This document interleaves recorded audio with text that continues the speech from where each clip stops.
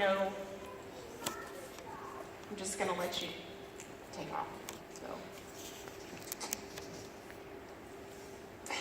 okay, so, and I knew I was gonna do this, and you like prepare, and then things happen, right? Like things happen, things change. When I started my keto, I'm gonna start with my keto. When I started with my keto journey, I was over 100 pounds overweight, and that was totally unusual for me because I was an athlete, was always in shape. But I got to that point by going through a horrible divorce. And I'm not like, I know some of Taylor's story as well. When you marry someone, you don't just marry them, you marry the family, and then everything that comes with it. And when you marry a family that has control and has power, you think that's something that you're getting into that you can be a part of. Well, you don't realize how hard it is to get out of those situations. It was just not good. There was just nothing in it. Like, I was never beat, it was never anything like that. But the emotional torture that I went through, and still continue to this day go through due to his family, is something that will always be with me and has completely changed me as a person. Well, going through that divorce and losing everything that ever meant anything to me, who I was, it was my identity, it was my whole world. In a matter of 6 months, I was homeless, lived in a women's shelter, had been cut off from my family completely. No contact with my family. The relationship had ended. I had no vehicle. It was literally living in a homeless shelter. Had a complete total breakdown. Spent 90-something hours in a mental hospital for a nervous breakdown. And had to take a taxi cab from the mental hospital to a homeless shelter because I had nobody to pick me up.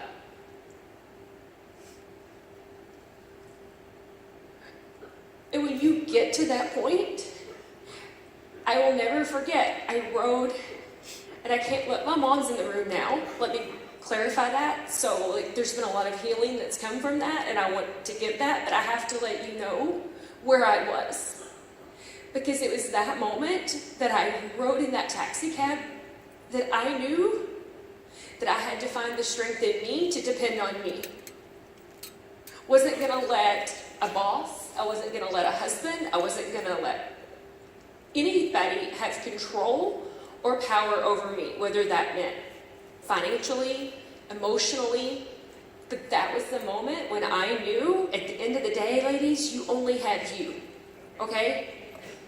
It's great to have a spouse, it's great to have all those support systems, but at some point, you have to understand that you only have you.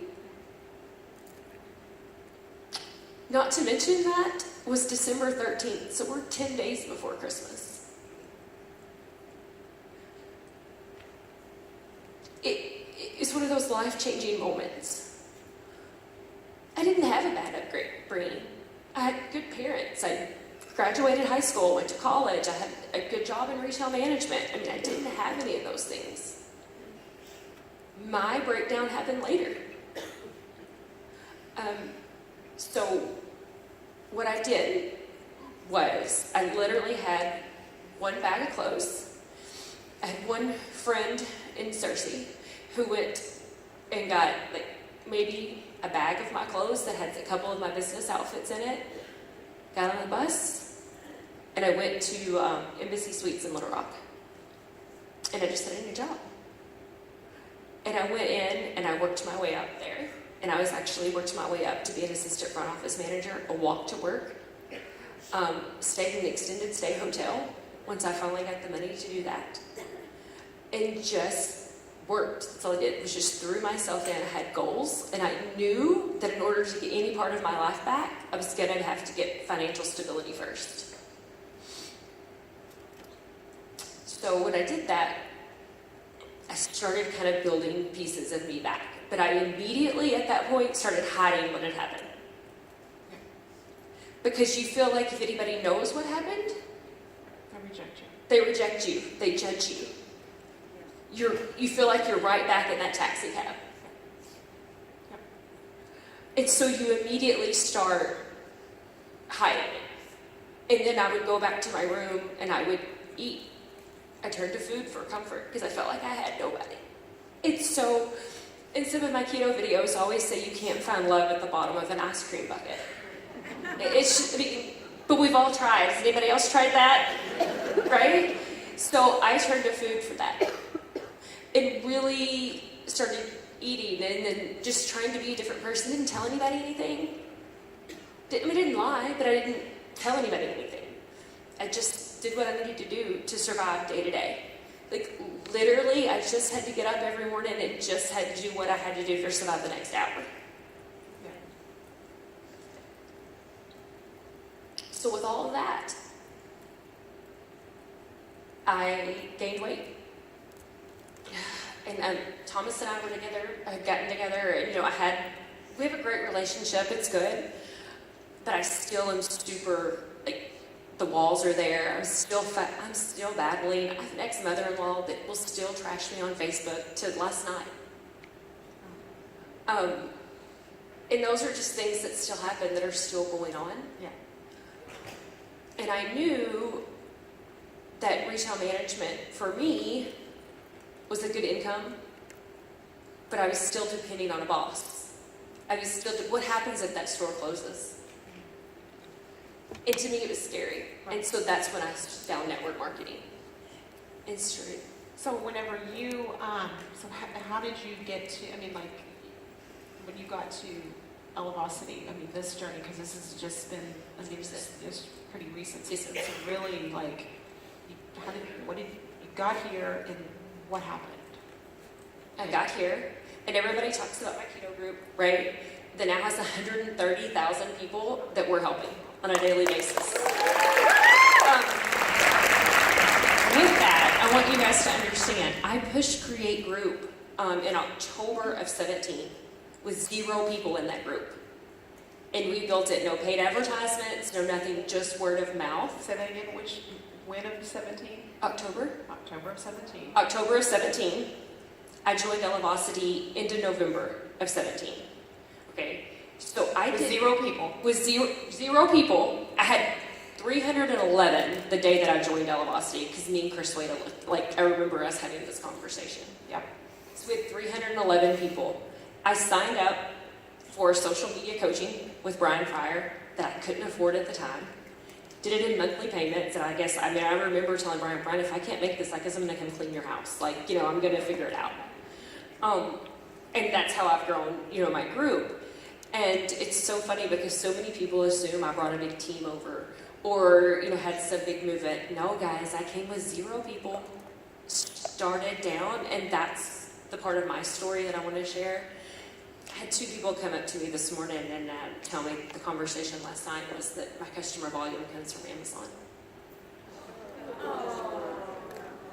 Okay, so just FYI, that doesn't fly for me in Elevate Peak. You understand? I'm gonna get.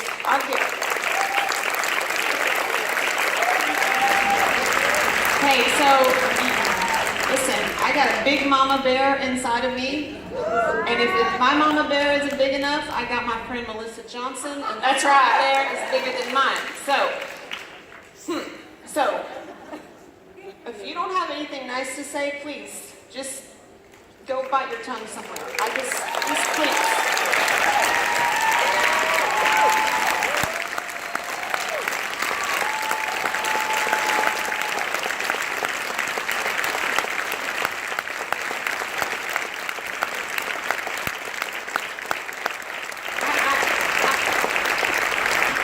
And thank you very much, but I'm just going to say, as far as I'm concerned, that's just 0 tolerance. We have enough mean girls out there, and I don't think that this is the right group for them. Amen. You understand?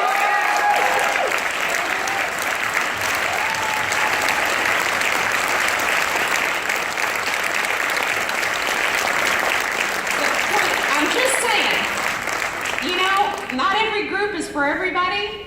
And so I want like-minded, like-hearted women here, encouraging, empowering, and edifying each other. And this is not edifying, empowering, and encouraging to your face, and as you turn and walk away, you've got a knife in your back. That's not what I'm talking about. And you're clapping because you've had the knife in your back, right? And you know how it feels, and you know how it hurts. And so, anyway, just a little rabbit trail there. Back to the story.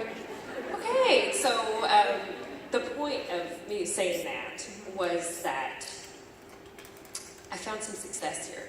But my success is only in helping people. That's what I do. And the products are an amazing tool to help that. Because I don't think that I would have got, I'm on 0 antidepressants. I was on everything. They've given me everything from Xanax to, antidepressants.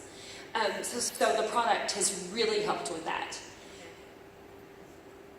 But it was a business. Okay? It was a way to pay the bills. Yep. Does that make sense? Yep.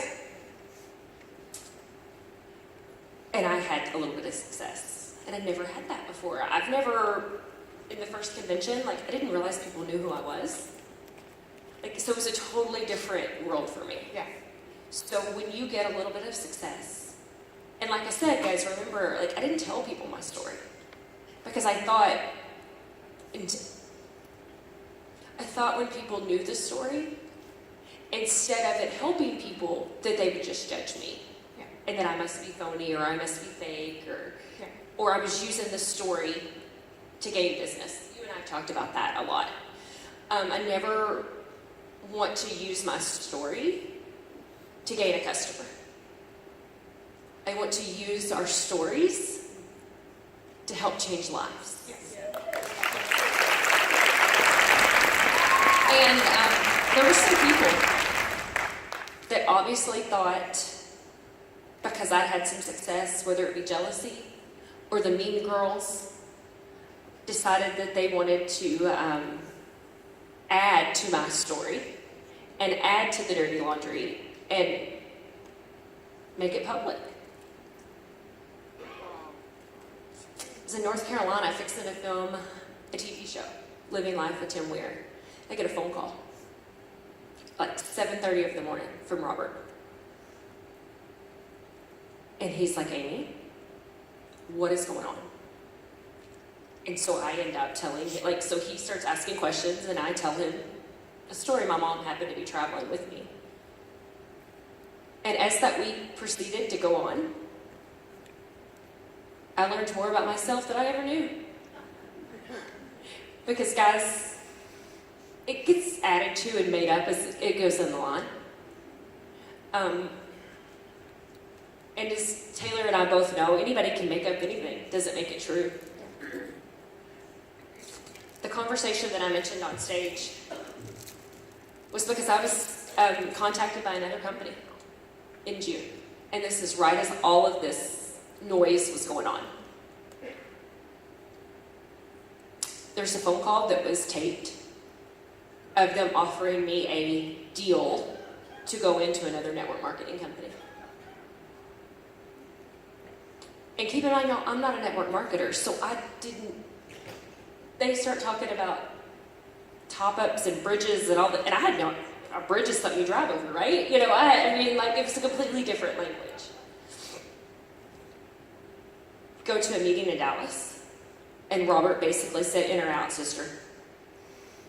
Are you with us or are you not? I made the decision to stay.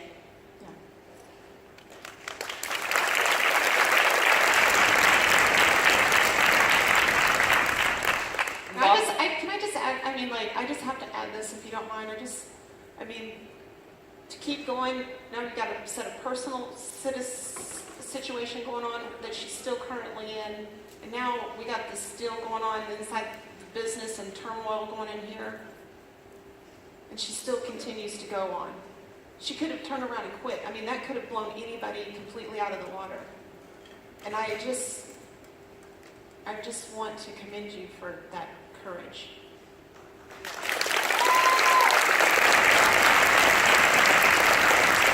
But even after I made the decision to stay, this was July, so Larry and Taylor had just came on, or were coming on. None of us had really been introduced. I was at A&MP, which is the first time I'd ever saw Larry speak, which was my very first ever non-company event. So that was an experience. So it was the first time I'll be honest, I was probably the only person who didn't know who Larry Thompson was. It's okay. Because I wasn't a networker. I wasn't a networker, right? Like I didn't know. I was like, oh, I really like that girl's shoes. That's what I'm thinking. Like Larry's up there talking and I'm looking at Taylor's shoes going, oh, those are really good shoes. I like those. Well, you know, I kind of have a cute pair every now and then. So, even when all of that was going on,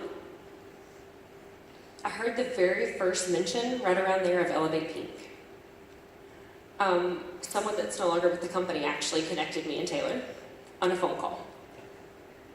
And I get Taylor got phone calls about how evil Amy was. Okay, let's just call a spade a spade. And I'll just be honest with you, that's whenever they pretty much, many of you involved Amy, I'm not participating, I'm like, well, I'm sorry, we'll miss you. I mean, everybody's equal. Everybody starts on the same playing field. I don't care what you've done. I don't care what your past is. I don't care what that looks like because everybody deserves a second chance. Everybody deserves the benefit of the doubt.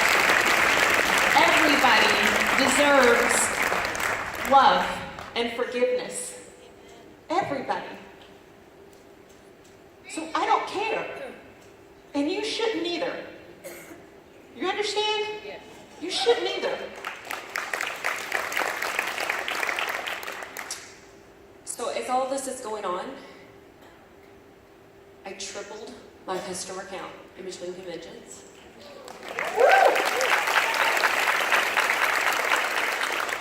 Real people, real lives. You can go on my Facebook, see these people. And the stories are what keep me going. But as this goes on, we start hearing the first words of Elevate Pink. And you had just mentioned it in that phone call, just about your vision, and it was just a dream at that point. And I hung up the phone, and I walked into my bedroom, and I was bawling. And I was laying on the bed, and Buddy, the dog mom here hops up on the bed, and I'm hugging him, and I'm just sobbing. Thomas came back there and he looked at me and said, what is wrong? And I said, I know why I'm here. I know why I'm going through what I'm having to go through. I said, because my personal story, I don't know so much business, but my personal story, when Taylor shared with me, she'd been there. And she was able to tell me on the phone that day, look, sister, I've been there. And look at what I've got. I'm able to look at her. She posted a picture on Christmas Eve of her and her girls in matching Victoria's Secret pajamas. They were pink. It's so pink on the side. And leopard. And leopard. And that could be my future. That could be where I am. And it gave me hope. And I knew that I had to go there, and I had to share what was going on in my life. Because somebody else is going to have to go through it. And I don't want anybody to have to go through it, but I want you guys to know that the mean girls don't have to win. That's right.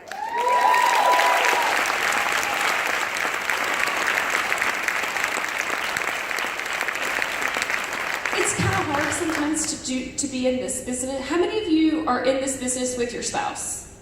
Like as a joint thing, right?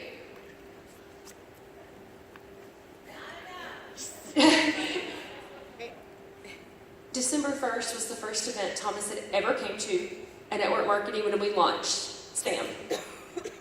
And I sent Taylor a picture the next morning of him wearing his button, and he gave a coffee sample down in the lobby. Which is just, if you know Thomas, that is totally out of character, right? He's not here this weekend. My mom is, and my dad's upstairs.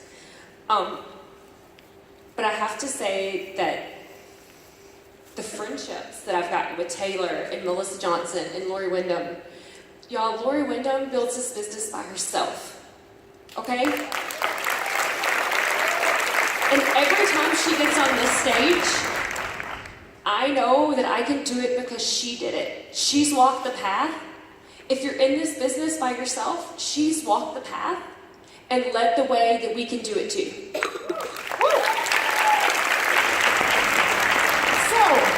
So let's share with them, because I know some, okay, so we're gonna get real fun now. Thank you.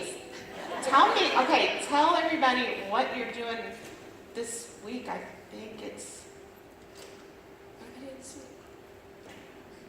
Oh, yeah. What am I doing this week? So, Friday at 1 o'clock, we're signing on our new house.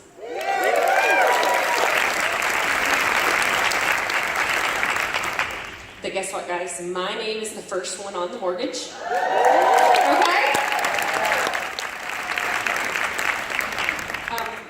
Thomas has a full-time job and all that, but my name's the first one on the mortgage. In Black Friday, I bought a brand new 2019 Chevy Tahoe that I paid cash for. It's in my name. Okay? I will never be that person again. And it's not that I don't want to let people in, because thanks to Taylor, she's teaching me how to do that.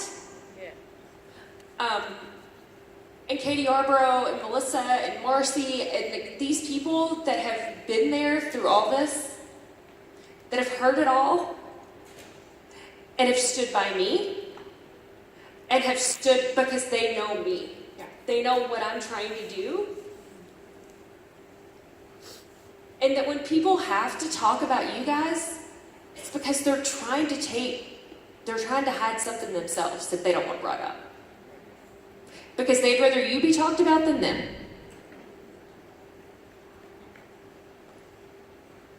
I want you guys to give this lady an amazing applause.